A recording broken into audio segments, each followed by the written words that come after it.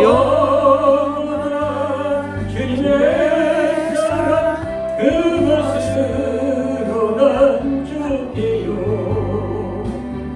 영원하신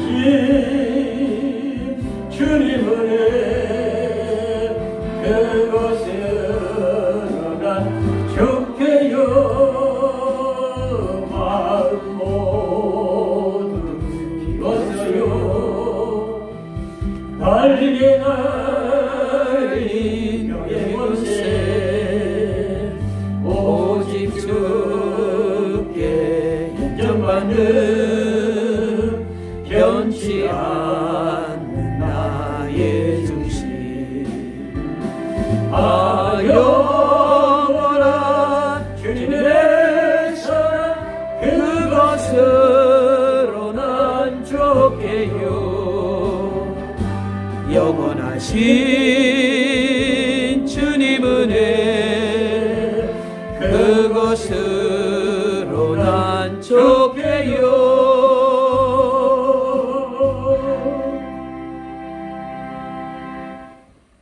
모든 것은 다 근본 원리가 있는 거죠. 모든 것이 원인이 있고 과정이 있고 그리고 결과가 맺어진다고 하는 것이죠. 모든 것은 그 원리를 알면은 그러면은 그 과정과 결과를 잘 그 원리를 따라서 잘 활용하면은 좋은 결과를 맺어지게 되는 것이죠. 오늘 저와 여러분의 교도관 이 본문 말씀 속에서 우리가 이 땅에 살아가면서 축복을 받은 그 원리에 대해서 잘 말씀해주고 계시는 것을 우리가 볼 수가 있습니다. 그래서 우리가 이 땅에 한번 왔다 가는 일방통의 인생을 살면서 그래도 복된 인생이 되어야죠.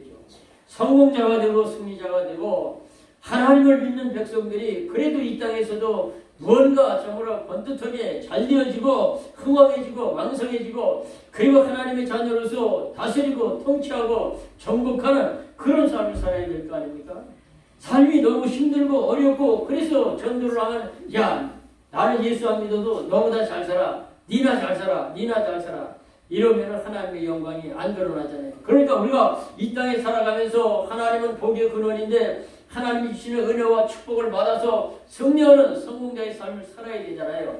하나님의 소원이 뭡니까? 나는 내게 은혜를 베풀어 주시기를 원하고 평강을 주시기를 원하고 복을 주시기를 원하시고 원하시는 그 하나님은 부모가 자식이 잘 되기를 원하는 것보다 더 우리들의 삶이 잘 되어지기를 원하는 게 이게 하나님이란 말이죠. 그렇기 때문에 우리는 하나님 앞에 정말 복을 받고 은혜를 받고 그래서 날마다 잘 되어지고 형통해지고 번성해지고 그리고 또 흥왕해지는 그런 역사가 있어야 된다고 하는 것이죠. 그 첫째는 오늘 본문의 7절에 보면은 심는 대로 거둔다는 거죠. 이거 뭐 콩 심는데 콩 나고 팥 심는데 팥 난다는 건 이건 망고불변의 진리예요. 아무리 과학이 발달하고 아무리 문명이 그 변화된다 할지라도 이 심는 대로 거둔다는 건 이거 망고불변의 진리라는 거죠. 그래서 우리가 오늘 본문 7절의 말씀대로 스스로 속이지 마라. 하나님은 마늘의 영임을 받지 아니하시나니 사람이 무엇으로 심든지 그대로 거둔다는 거예요. 그렇기 때문에 우리가 이 땅에 살아가면서 하나님 앞에 복을 받으려면 좋은 것을 심어야 되고 많이 심어야 되고 그리고 열심히 심은 것이 열매 맺도록 최선을 다하는 삶을 살아가는 삶을 살아가면은 그러면 하나님께서 열매 맺게 하시고 아라리 연구로 풍성하게 수확을 거둘 수 있도록 하나님이 결제를 해 주신다라고 하는 것이죠. 늘 말씀드리지만 하나님은 행한 대로예요. 심은 대로예요. 뿌린 대로예요. 그대로 갚아주시고 열매 맺게 하시니 이게 공의의 하나님이죠. 심지도 않은 데서 거두게 하고 해치지도 않은 데서 모으게 하시고 관리하고 열심히 최선을 다해서 돌보지도 않은 데서 좋은 상질의 품질이 맺어진다는 그거는 아니라고 하는 거죠. 누가복음 16장 27절부터 28절에 인자가 아버지의 영광으로 그 천사들과 함께 올 때에 각 사람이 행한 대로 갚아주리라. 계시록 22장 12절에도 보라 내가 속히 오리니 내가 줄 쌍이 내게 있어 각 사람이 행한 대로 갚아주리라. 그래서 하나님은 우리가 심는 대로 뿌린 대로 행한 대로 노력한 대로 하나님 우리에게 반드시 수확을 거두게 하시는 좋으신 하나님이라고 하는 것이죠. 예레미야 32장 19절에 주는 모략이 크시며 행사에 능하시며 인류의 모든 길에 주목하시며 그 길과 그 행위와 열매대로 보응하시나이다. 그러니까 주목해 보신다는 거죠. 온 세상을 둘러 행하는 여호와의 눈은 일곱 눈이라고 그랬어요. 하나도 여호와의 눈에 있어 감춰지고 숨길 수가 없고 피할 수가 없는 것이 하나님의 눈이라는 거죠. 그래서 불꽃 같은 하나님이 지켜보시고 그 행한 대로 심은 대로 뿌린 대로 갚아주시는 그런 하나님. 시편 94편 9절 10절에 귀를 이으신 자가 듣지 아니하시랴, 눈을 만드신 자가 보지 아니하시라, 지식으로 그 열방을 징벌하신 자가 쟁취치 아니하시랴. 여호와께서 사람의 생각의 건방을 잘 아시느니라고 말씀하시는 대로 우리가 주님의 눈, 주님의 귀를 의식하면서 좋은 것, 귀한 것, 아름다운 것으로 심으면 그러면 하나님이 우리에게 좋은 것으로 갚아주신다라고 하는 것이죠. 그 복음 성가를 좀 여기 미가에 들어있으면 참 좋을 텐데 어째 그 복음 성가가 들어있질 않은지 몰라요. 전에 분포에서 목회할 때 우리 사모님하고 서점에 가서도 그냥 그런 걸 찾아봤는데 못 찾아봤어요. 근데 제가 그냥 그 며칠 전에 인터넷에 이 설교 준비하면서 그걸 쭉 찾아보니까 한 군데 그냥 그 카페에 거기에 들어있는 게 있는데 그런데 그냥 가사만 있고 그 악보가 없더라고요. 그래서 악보가 있었으면 좀 뽑았으려고 그랬더니 악보가 없어서 못 뽑았어요. 이런 노래인데 나를 위해 죽으신 주님을 위하여 하나뿐인 이 성대 주님께 바치리.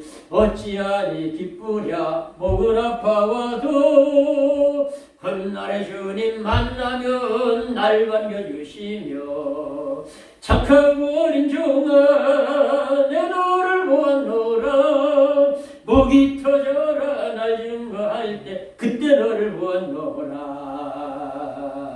예비하신 황금 면류관 그 내가 친히 씌워주리라.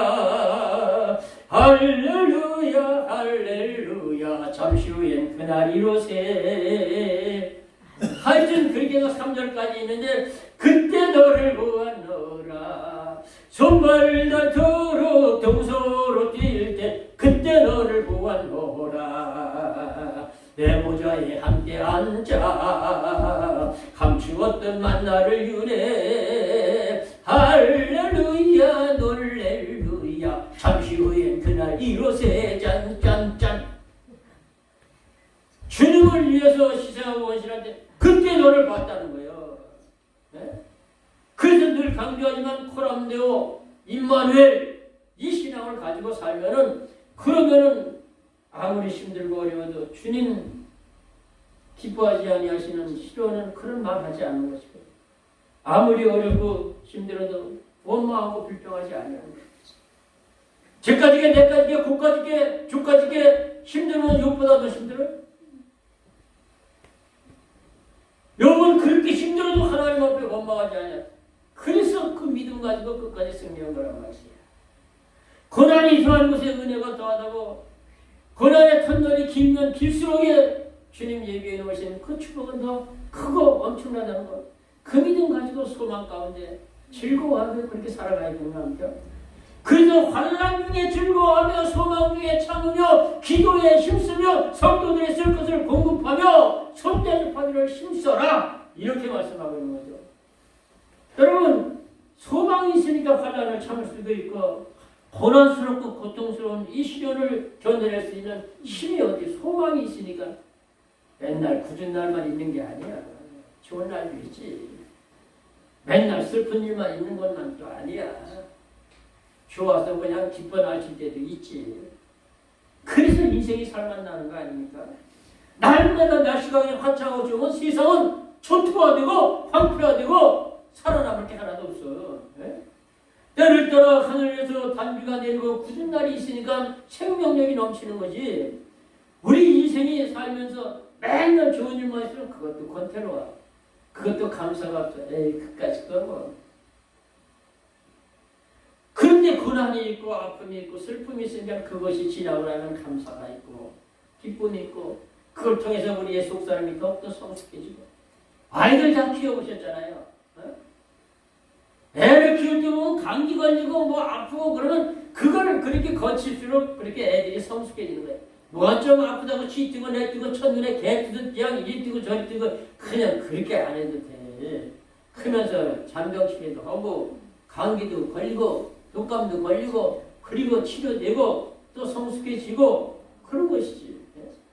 그리고 우리가 정말 참 하나님을 섬기는 이 믿음의 사람들은 어려움도 기쁨으로 자꾸 이렇게 감사함으로 받으면은 그러면 하나님이 그 시험을 빨리빨리 통과하게 만들어 준다는 거죠.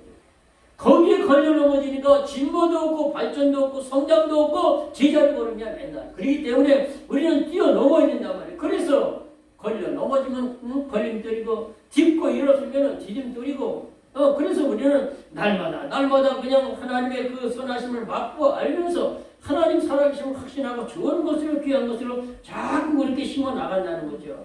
하나님이 보고 계시니까. 여러분 이 사람의 두뇌로 만든 이 기계도 문명의 이기로 사용하는 이 참 기계를 보세요. 그냥 그 결혼식에 동영상 착 찍어놓고 그냥 그 신랑 신부가 그냥 신부는 드레스 수 있고 그냥 그 신랑은 그냥 양복을 쫙 빼입고 그러니까 착 그냥 딴딴따단 하고 행진하는 거 쫙 찍어놓은 거예요. 그거 전부 다 그냥 한 10년이 지났다고 딱 그냥 그때 틀어보면 그냥 쫙 그대로 나오면서 웃었잖아요. 음악 웃잖아요. 해같잔치도 그러고 돌잔치도 그러고 전부 요새는 그냥 동영상 찍어놔가지고 그래가지고 그냥 보면은 그대로 말, 행동, 그냥 그 표정 그대로 나오지 않습니까? 하나님이 어떤 하나님입니까? 사람의 비비 견주할 수 있는 하나님이 아니잖아요. 그 하나님의 눈길로 다 지켜보시고 그리고서 다 심어놨던 모든 참 행한 선한 일들을 보고 그대로 하나님이 갚아주시고 그리고 정말 축복하시는 그런 좋으신 하나님이라는 거죠. 이 농사 짓는 사람들에게는 가장 중요한 것이 첫째 뭐냐? 종자 선택을 잘해야 돼요. 작년에 그냥 배추 농사 져가지고서 배추는 풍년이 들었는데 배추값이 똥값이 돼서 그냥 트랙대로 갈아엎었잖아. 배추 안 심어 이제 안 심어. 그래가지고 금년에 배추 안 심었어. 배추를 안 심어야지 다른 작물을 다 바꿔. 사람들이 다 그렇게 생각하니까 그 해는 또 배추 그냥 그 작물을 짓기들 해가지고서는 배추값이 그냥 얼마나 치대는지 그냥 배추 또 한 번 더 했어야 그냥 그 대박 터지는데 그랬어요. 그리고 자기가 살아가고 있는 그 풍토에 따라서 땅에 따라서 그 지리적으로 종자 선택을 잘해야 돼. 그래서 그냥 모래밭기가 있는 모래기가 있는 데는 땅콩 농사가 잘 되는 거예요. 진흙기가 벌겋게 있는 데서는 고구마 농사가 잘 되는 거예요. 하여튼 질적질적한 이런 데서는 그냥 열뿌리 농사를 지어야지 거기다 고추 심으면 다 망하는 거예요. 그냥 거기에 맞게끔 해야 된단 말이에요. 우리가 살아가면서 정말 이 심는 것을 종자를 어떤 것을 심냐? 좋은 걸 심어야지. 선한 걸 심고 아름다운 걸 심고 하나님이 기뻐하시는 것을 심을 때 하나님이 그렇게 축복하신다는 거죠. 호세아 10장 12절 13절에 너희가 자기를 위하여 의를 심고 그물을 거두라. 지금이 곧 여호와를 찾을 때니 너희 묵은 땅을 기경하리라. 마침내 여호와께서 내게 임하서 내 의를 빛같이 나타내시라고 말씀하시면서 우리는 이 의로운 일을 많이 심으면 하나님이 반드시 놀랍도록 축복을 하신다는 거죠. 반대로 이 악을 심고 죄악을 심는 자들 욥기 4장 7절 9절에 생각하여 보라. 죄 없이 망한 자가 누구인가? 정직한 자의 끊어짐이 있는가? 내가 보는데 악을 바꾸고 독을 뿌리는 자는 다 그대로 거두나니 다 하나님의 입김에 멸망하고 그 콧김에 사라지면이라고 말씀하시면서 심는 대로 거두는 것 이거 하나님의 공의의 법칙이죠. 로마서 2장 6절부터 11절에 하나님께서 그 각 사람에게 행한 대로 보호하시되 참고 선을 행하는 자에게는 영광과 전부가 썩지 아니한 것으로 하고 또 오직 불의를 행하고 당을 짓는 자에게는 노와 분으로 하시리라고 말씀하시면서 우리가 무엇을 심느냐에 따라서 이게 결정이 나는 거라고 하는 것이죠. 그래서 우리가 하여튼 이 농사꾼에게 가장 중요한 것은 이 종자의 선택이고 두 번째는 이게 많이 심었느냐 적게 심었느냐 이게 문제예요. 여러분 1000평 농사 짓는 사람하고 10,000평 농사 짓는 사람하고 수확량이 같을 수는 없잖아요. 그래서 우리는 좋은 것을 심을 때 많이 심으라는 거죠. 많이. 그래야 많이 하나님 앞에 거둘 수가 있는 것이라는 거죠. 그게 농사의 법칙이 아닙니까? 그러니까 여러분 참 세상 만사에는 어떤 법칙도 보면은 다양한 법칙이 많이 있어요. 그레샴의 법칙, 뉴턴의 운동 법칙, 질량의 보존 법칙, 기체 반응의 법칙, 뭐 베리 류식의 법칙, 그리고 샤를의 법칙, 그리고 한계 효용 체감의 법칙, 베르그만의 그 법칙, 무어의 법칙, 뭐 두음 법칙, 파레트 법칙, 하이니 법칙, 그리고 뭐 정근의 법칙.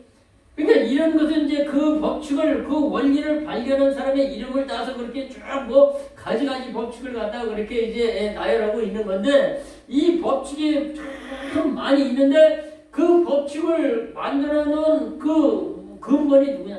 하나님이 만들어 놓으셨거든요.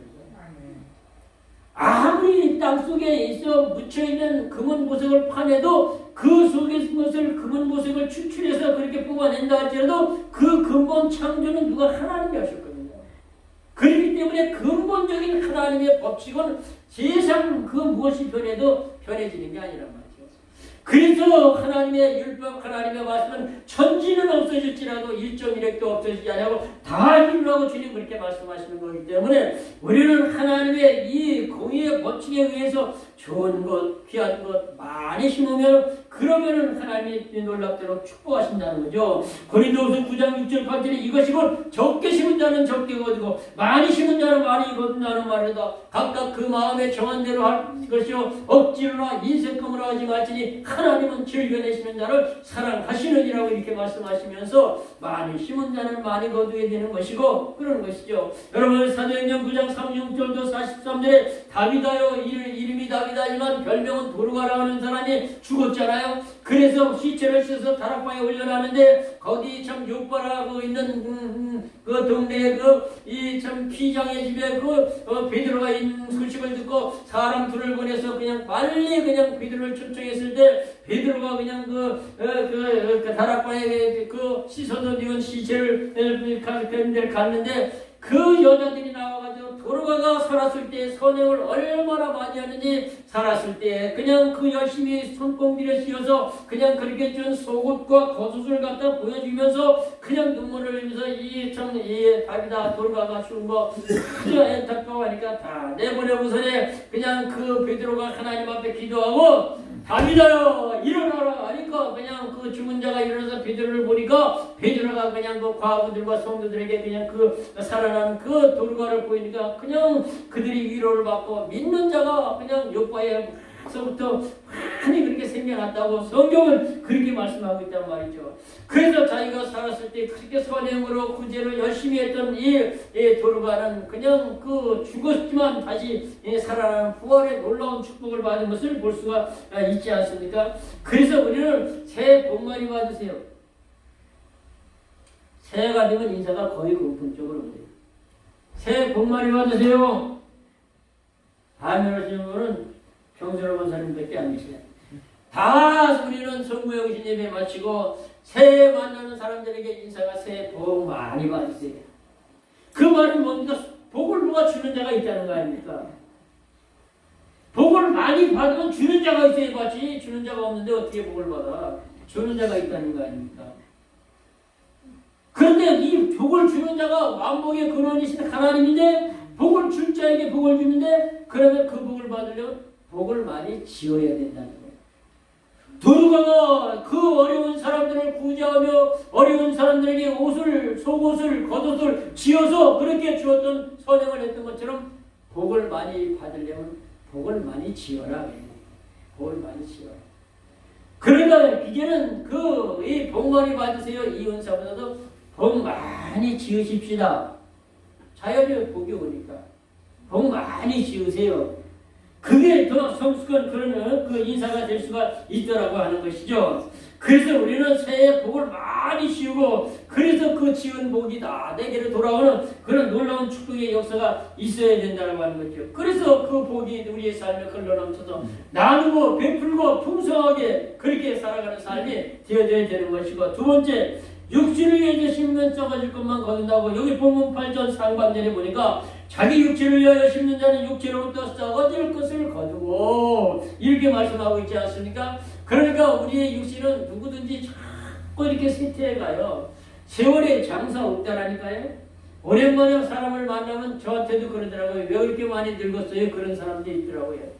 세월 가는데 앉는 집까지 게, 내까지 게, 군까지 게, 예? 저까지 게 버티나요? 세월 가면은 이마에 그냥 갈매기가 휘날리고, 속사천, 내천천 그냥 그려지는 것이고, 하나님이 다 그려주시는 거, 그것도 그냥 매력으로, 그냥 기쁨으로 받으면 좋은 것이고, 그런 것이죠. 그러니까 우리가 정말 우리의 육신은 날로 노쇠해 가고, 쇠폐해 가고, 썩어져 가는데, 육신만 자꾸 위해서 그렇게 씻는다 해도 우리 갈 적에 참 천국한테 아무것도 그냥 그 나달한 돌도 가져가지 못하는 거 아닙니까? 그래서 이 로마서 이 8장 5절부터 쭉 보면 육신을 쫓는 자는 육신의 일을, 영을 쫓는 자는 영의 일을 생각하느니 육신의 생각은 사망이요 영의 생각은 평안이라.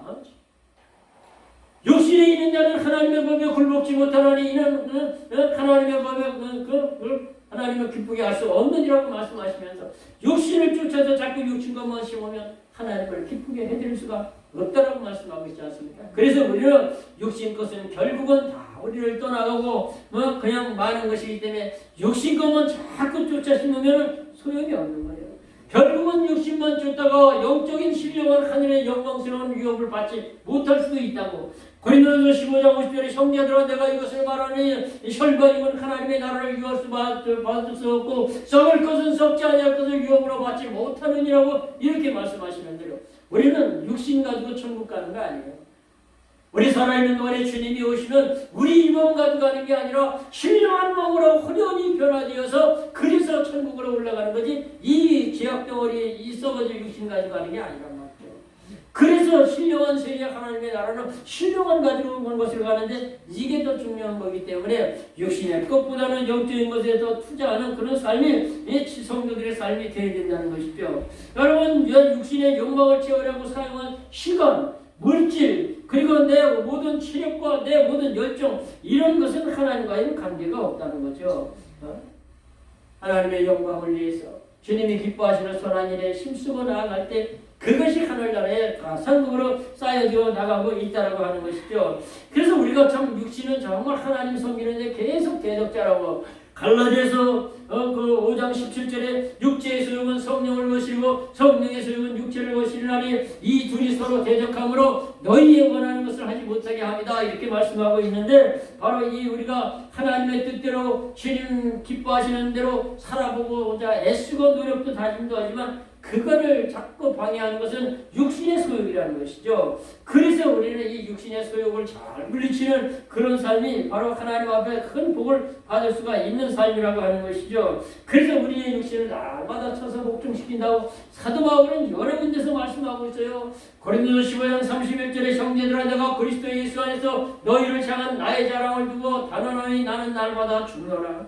그러니까 이 믿음의 사람들에게 자랑거리는 뭐냐? 자기 자신을 날마다 쳐서 복종시키고 날마다 육신의 소욕을 죽이는 것이 이게 자랑이라는 거죠. 그래서 우리가 참 이준표 목사님 훌륭한 목사님 이제는 고인이 되셨습니다만 그분이 그 별세 신앙을 우리가 잘 본받을 필요가 있는 거죠. 수십 년 목회 생활 동안에 그분이 가장 강조하셨던 것은 바로 내가 날마다 육신을 쳐서 복종시키고 죽이는 그런 삶을 살 것을 우리에게 권면해 주시지 않습니까? 그래서 우리는 날마다 우리 자신을 쳐서 복종시키는데 고린도전서 9장 26절 27절에서 그러므로 내가 다른 일 하기를 상방 없는 것 같지 아니하고 내가 그 싸우기를 허공을 치는 것 같지 아니하여 내가 내 몸을 쳐서 복종케 하지만 내가 다른 사람에게 남에게 복음을 전파해서 그 사람 구원받게 하고 내가 도리어 버림을 당할까 두려워합니다. 이렇게 말씀하시면서 자기 자신에서 끊임없이 올라오는 지역의 성품 육신의 소욕을 날마다 쳐서 복종시키는 그런 삶을 사도 바울은 계속해서 살았다라고 하는 것이죠. 그래야 우리의 구원의 완성도 이룰 수 있고 하나님의 기쁨이 돼서 우리가 이 땅에 살아가는데 복을 받을 수 있다는 것이죠. 여러분 피는 프랜시스라고 하는 그 유명한 사람은 참 복종하는 자를 시체에다 비했어요. 참 하나님의 말씀에 순종하고 복종하고 따르는 그런 사람을 갖다 시체에다가 이렇게 비유했지. 왜 하필이면 시체에다 그렇게 비유를 했냐? 시체는 말이 없어요. 죽은 자가 무슨 말이 있습니까? 죽은 자는 여기서 딴 데로 옮겨간다고 나 여기가 좋으니까 나 옮겨가지 마라. 그러는 시체 봐시오. 옮겨는 아닌데 거기서 또 딴 데로 옮기니까 그냥 그 옮기는 거 그거 싫다고 여기 더 좋은 데로 가려고 그래. 왜 여기서 나로 옮겨? 여기도 좋구만. 그리고 그런 시체는 없다고. 예? 시체는 자기의 주장을 그렇게 내세우는 게 아니라고 하는 것이죠. 그리고 또 그 자리에 한 군데 너무 오래 그냥 놔둬도 지루해 죽겠는데 왜 한 군데 이렇게 오래 놔두고 그래? 나 좀 신선하고 좋은 데로 옮겨줘야지. 그리고 불평하는 그런 시체 같아요? 그게 없다. 주님이 이끄시는 대로, 주님이 하라고 그러시는 대로, 그저 주님이 기뻐하시는 대로 내가 그저 따라가는 말없이 순종하고 복종하는 그런 사람. 이런 사람이 육이 많이 죽은 사람이야. 육신에서. 자꾸 육신의 생각, 판단과 계산과 내 신념, 내 그렇게 자랑스럽게 여기는데 자기 정체성 이런 것들을 자꾸 깨트리고 부시고 그리고 주님의 모습을 닮아가는 그런 모습이 되어야 된다는 거죠. 그래야 하나님이 우리를 쓰시되 유감없이 사용해 주신다고 하는 것이죠. 어떤 배가 폭풍을 만한 항로를 가다 그렇게 참 이탈을 했어요. 기관도 고장이 나고 배도 그냥 뭐 좀 다 고장이 나고 쓸모없을 정도인데 억지로 이제 사람이 안 사는 무인도에 가서 이게 거쳤다는 거예요. 그래서 배를 갖다가 그냥 그 무인도에 억지로 대가지고 거기다 이제 붙들어 메고 들어와 보니까 그냥 거기는 그래도 다행히 그냥 과일도 많고 먹을 것도 이렇게 있고 그런데 여기는 정말 그 언제 우리가 여기 무인도에서 탈출할지 이 배를 고칠 수도 없고 이제 무용지물이 됐으니 어떻게 될지 모르는데 그래도 다행히 여러 날 먹을 만한 양식이 배에 있었고 또 다행히 또 종자할 만한 씨앗도 있었대. 그래서 우리가 언제 이 무인도에서 탈출할지 모르니까 농사를 지어야지 우리가 또 먹는다. 이 양식이 떨어지면 우리 다 죽는다. 그래서 종자가 있던 걸 가지고 땅을 파면서 이제 거기다 이제 종자를 이제 씨를 뿌리기 시작했다는 거예요. 그래서 이제 씨를 뿌리라고 땅을 파다가 이게 웬일이야? 노다지가 나오는 거야. 금덩어리가 나오는 거야, 금이 막. 그냥 그 금이 나오는데 그걸 보니까 이 씨앗을 뿌리던 사람들이 눈이 뒤집어진 거예요. 와, 우리는 대박 터졌다. 여기서 나가기만 하면 우리 그냥 돈방석에 앉는다. 뭐 돈 걱정할 거 하나도 없다. 그래서 그냥 씨 뿌리는 걸 잊어버리고 그냥 금을 펴기 시작한 거예요. 금을 그냥 몇 달을 캐니까 그냥 누런 금을 갖다 어마어마하게 패내고 나다 보니까 날씨가 천천히 추워지는데 보니까 양식은 떨어져 가는데 우리가 이 섬을 무인도를 탈출할지는 기약이 없는데 보니까 양식은 떨어져 가는데 그러면 금 캐느라고 이 종자를 뿌리는 걸 까마득하게 잊어버려서 종자 뿌릴 시기도 지났을 뿐더러 이제는 뿌려봐도 소용이 없어요. 그래가지고 그래. 금은 산더미처럼 그렇게 쌓아놓고 그러는데 양식은 떨어져가지고 비리비리 점점 먹을 게 없어 말라가지고 다 죽었대요. 죽게 생겼는데 금덩어리가 무슨 소용이 있어. 그거보다 내 생명을 살릴 수 있는 그 밥 한 숟갈이 그 곡식 한 대가 더 중요한 거 아닙니까? 그래서 우리가 육신의 욕망대로만 살면은 결국은 그게 잘 되는 것 같지만 그게 잘 되는 게 아니라고 하는 것이죠. 그래서 우리가 정말 육신만 그렇게 추구하는 것이 아니라 영적인 것이 중요해서 그래서 마지막 세 번째는 여기 본문 8절 하반절에 성령을 위해 심는 자는 성령으로부터 영생을 거두리라 이렇게 말씀하고 있잖아요. 그래서 우리는 복을 받으려면 영적인 것이 잘 돼야 돼요. 내 영혼이 잘됨과 같이 내가 범사에 잘되고 내가 강건하기를 원하노라. 먼저 영혼이 잘돼야 복을 받기 때문에 그래서 주님이 마태복음 6장 33절 34절을 그렇게 말씀하신 거예요. 너희는 먼저 그의 나라와 그의 의를 구하라. 그리하면 이 모든 것을 너에게 더하시리라. 그러므로 내일 일을 위하여 염려하지 말지니 한날의 괴로움은 그날의 족하니라. 무엇 먹을까 무엇 마실까 무엇 입을까 염려하지 말고 하나님이 기뻐하시는 것을 먼저 선택하면 그거 하나님이 채워주신다는 거예요. 그렇기 때문에 우리가 하여튼 먼저 하나님 제일주의, 먼저 하나님 우선주의로 살아가면 그러면 하나님이 참 기뻐하시는데 우리가 하나님을 기쁘게 해드리고 우리 이 참 타락하고 볼품없는 이 인생들이 하나님을 위해서 할 수 있는 건 뭐니 해도 예배생활이 그렇게 중요한 거예요. 내 영혼이 복을 받고 내 영혼이 잘되기 위한 것 중에서 첫째가 뭐냐? 예배의 성공자가 되어야 된다는 거죠. 그래서 여러분 노아가 홍수의 후에 자기 아내와 세 아들과 세 자부 8식구가 나왔는데 이 지구상에 이 지구 덩어리가 노아 거예요. 노아 거. 지구상에 노아하고 노아 의 7식구 8사람이 벽에 지었는데 전부 노아 거야. 전부 뭐 그냥 땅 둥기 집 둥기 필요도 없이 다 낼 거예요. 예수가 그 배에서 나와가지고서는 너무나 좋아서 길게 있던 게 아니라 먼저 하나님 앞에 제단을 쌓았다는 거죠. 그래서 창세기 8장 20절 22절에 노아가 여호와를 위해 단을 쌓고 정결한 짐승 중에서와 정결한 새 중에서 취하여 번제로 여호와께 드렸더니 여호와께서 그 향기를 흠양하시고 하실 때 내가 다시는 사람을 진멸 멸망시키지 아니하리니 이는 저희가 어려서부터 마음의 생각의 계획이 악할 뿐이니라.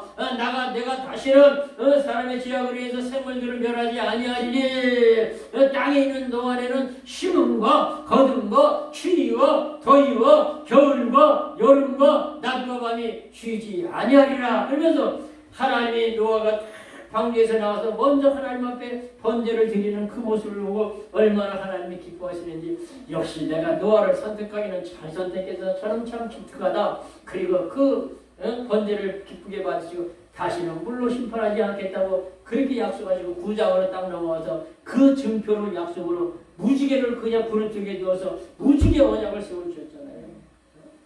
인간이 너무 욕심으로 세상에 너무 그냥 그 오존층이 파괴되고 오염되고 그래서 정말 이 비유 뒤에 이 무지개를 잘 볼 수가 없지만, 그렇지만 옛날에 시골에서 자랄 적에 무지개 비 오고 나면 꼭 봤잖아요. 쫙! 빨주, 노초, 파란보 7가지 색깔로 쫙 해가지고 얼마나 그게 아름다워. 야! 저기 무지개 섰다, 무지개 섰다고. 그 무지개를 하나님이 다시는 인류를 물로 심판하지 않겠다고 약속하신 징표로 주셨다는 거예요. 그러니까 얼마나 노아가 번제를 드린 걸 하나님이 기뻐하시고 좋아했으면 그 무지개의 첫째 강조할 것은 아름다움이잖아요. 얼마나 무지개빛이 아름다운 무지개. 무지개빛 꿈을 가지고 무지개는 아름답잖아요. 무지개는 얼마나 조화롭습니까? 얼마나 너무아도 7가지 색깔이 조화를 이루면서 너무너무 아름답잖아요. 그 아름다운 무지개 언약을 주님이 우리에게 주셨다는 거죠. 그래서 우리가 정말 하나님 앞에 이 제단을 잘 쌓고 무너진 제단을 회복해야 복을 받고 하늘문이 열린다는 거죠. 열왕기상 18장에 엘리야가 바알과 아세라 850 그 선지자들과 갈멜산에서 종교적 전쟁을 일으킬 때 먼저 하늘문을 열고 그렇게 불이 내려와서 번제물과 나무와 돌과 흙을 사르고 또랑의 물을 확 흩어버린 거는 먼저 무너진 제단을 수축해라. 무너진 제단을 수축해라. 무너진 제단을 수축하고 거기에다가 그 강으로서 사람이 먹을 물도 없는데 갈멜산 그 꼭대기까지 물을 통 4개 가지고 물을 갖다가 들어붓는 거야. 그 또랑에 그냥 번제단 주변에 또랑을 봤는데 거기에 또랑에 물이 보일 정도로 먹을 물도 없어. 중동 지역에 가면요 물이 귀한데 요만한 차 끓여 먹는 주전자 요만해요. 요만하다니까요. 요거 하나 가지고 머리서부터 목욕까지 가요. 난 많이 봤어요 그런 사람들. 어떻게 하는지 아세요? 주전자물을 이렇게 받아. 그래가지고 머리서부터 닦아내리는 거야, 이렇게.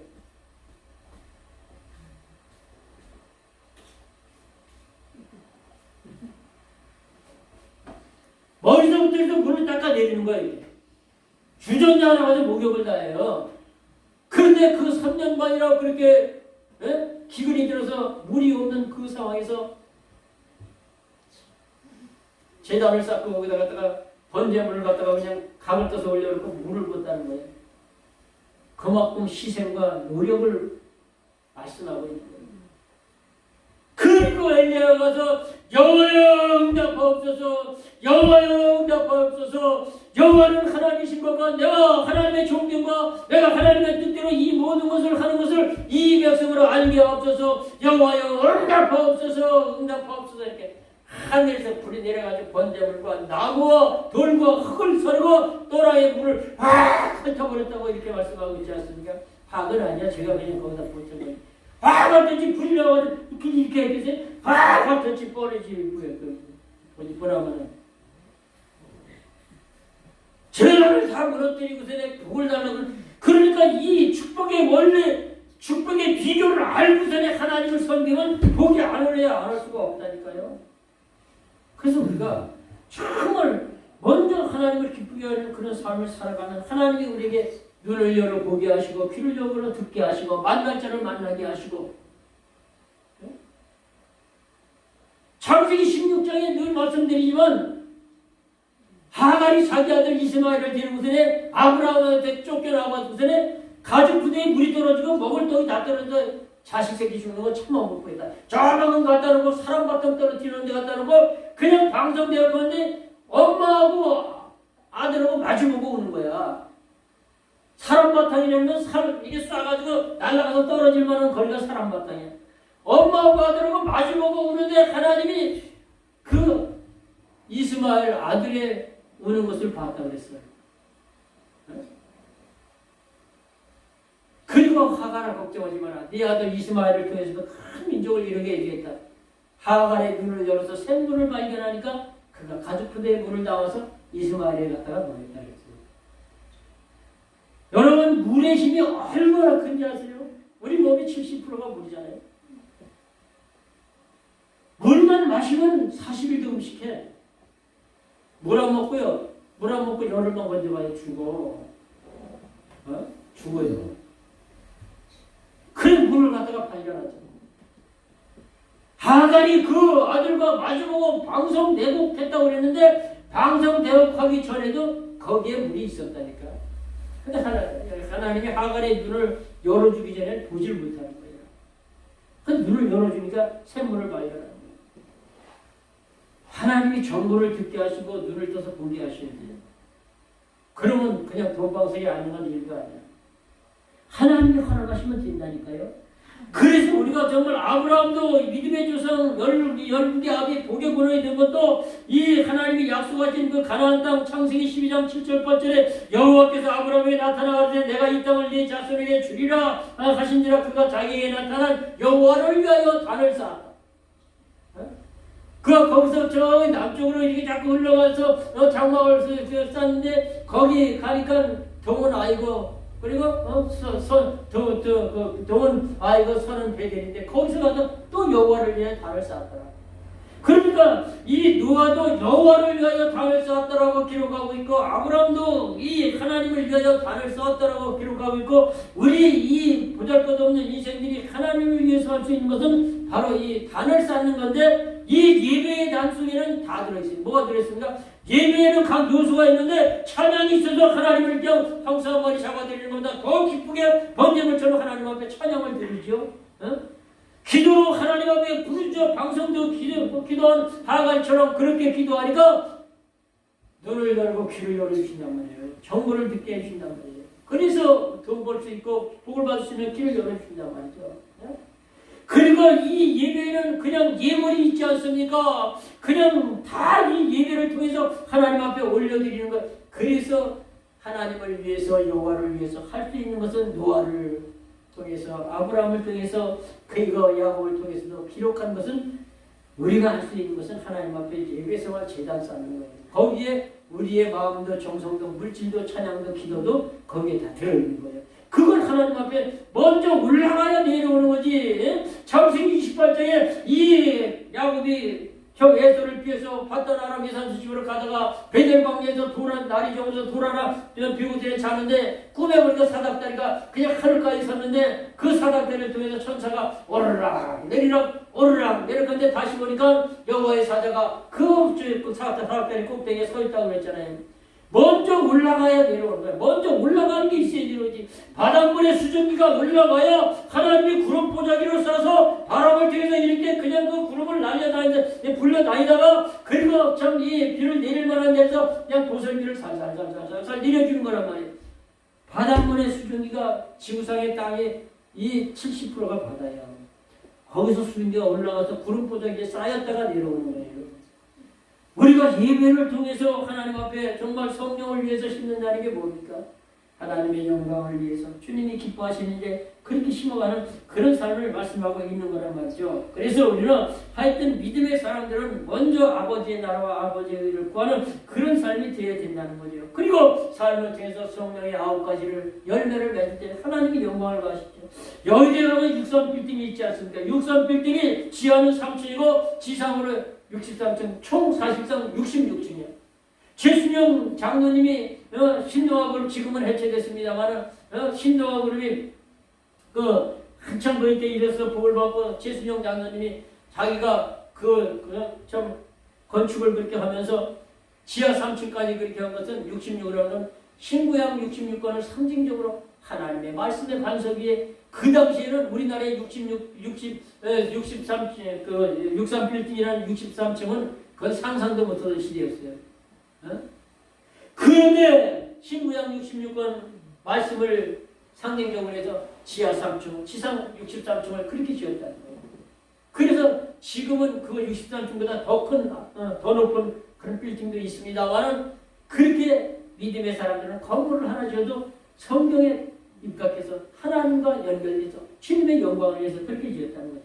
서울역 앞에 가면 거기 가면 이 벽산 빌딩이 있는데 손 모양 이렇게 지었어요. 가보면 요건 벽산 회장 김인득 장로님이 그려졌어요. 그래서 그 벽산 빌딩이 서울 시내를 향해서 기도하는 손 모양으로 이렇게 졌어요. 믿음의 사람들은 어딜 가나 내가 하나님의 영광을 위해서 주님과 연결되어 있는 모든 삶의 모든 것이 되어지니까 그분들을 하나님이 그렇게 믿어하겠어요. 여러분 이 미국에 가면은 또 미국의 뉴욕에 가면은 그 엠파이어 스테이트 빌딩 102층이 있잖아요. 지금은 세계적으로 그거보다 높은 빌딩이 있지만 옛날에는 얼마 전까지는 그만큼 높은 빌딩이 없었어요. 근데 왜 미국에서 그렇게 102층을 줬냐? 1620년대에 영국에서 정말 성경대로 하나님 바로 믿고 잘 하나님을 섬겨보려고 애쓰고 핍박받던 이 102명의 그 청교도들이 180톤밖에 안 되는 작은 그 배 메인플라워 타고선에 그냥 석 달 동안 가까이 그냥 그렇게 그냥 신대륙을 발견해 나와가지고 그 안에 미국에 도착해가지고 추위와 굶주림으로 말미암아 44명이나 죽고 남은 사람들이 번성해서 지금 미국이라는 나라가 불과 수백 년 사이에 어마어마한 추광되게 됐는데 그렇게 복주신 그 하나님 그런데 그렇게 말씀대로 하나님 뜻대로 살아보려고 했던 믿음의 조상 102명을 생각하면서 그래서 그 빌딩을 갖다가 그렇게 지었다라고 하는 것이죠.